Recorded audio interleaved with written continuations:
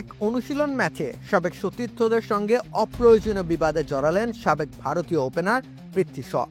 মুম্বাইয়ের হয়ে একসময় খেললেও এখন মহারাষ্ট্রের প্রতিনিধিত্ব করছেন শ।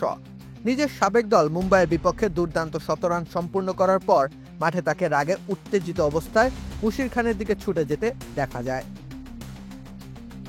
তর্ক বিতর্কের এক পর্যায়ে পৃথ্বী ব্যাট উঁচিয়ে ধরেন এবং মুম্বাই স্পিনার মুশির খানের জামার কলারও চেপে ধরেন বলেও অভিযোগ পাওয়া যায়। ঘটনাটি ঘটে পুনের মহারাষ্ট্র ক্রিকেট অ্যাসোসিয়েশন স্টেডিয়ামে 3 দিনের প্রীতি ম্যাচের প্রথম দিন। দিনের শুরুতে মহারাষ্ট্রের হয়ে ওপেন করতে নেমে শ খেলেন অসাধারণ 181 রানের ইনিংস। মাত্র 220 বলে 21টি 4 ও 3টি ছক্কার সাহায্যে। তার সঙ্গে আর্জুন কুলকার্নি আরও বিধ্বংসী ইনিংস খেলেন। 140 বলে 186 রান, যাতে ছিল 33টি 4 ও 4টি ছক্কা। দুজন মিলে গড়েন 305 রানের বিশাল উদ্বোধনী জুটি। ঘটনাটি ঘটে শ আউট হওয়ার পর। 74তম ওভারে মুশির খানের বলে স্কোয়ার লেগে ইরফান উমায়েরের হাতে ধরা পড়েন শ। তখন মহারাষ্ট্রের রান 430, 3 উইকেটে।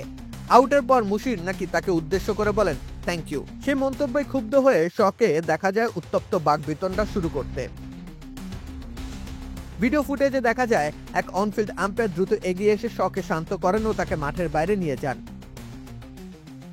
মহারাষ্ট্র দলের অধিনায়ক অঙ্কিত বাবানে পরে বলেন, এটা তো প্র্যাকটিস ম্যাচ, সবাই একে অপরের পুরনো সতীর্থ, এমন ঘটনা মাঝে মাঝে হয়েই যায়, এখন সব ঠিক আছে, কোনো সমস্যা নেই।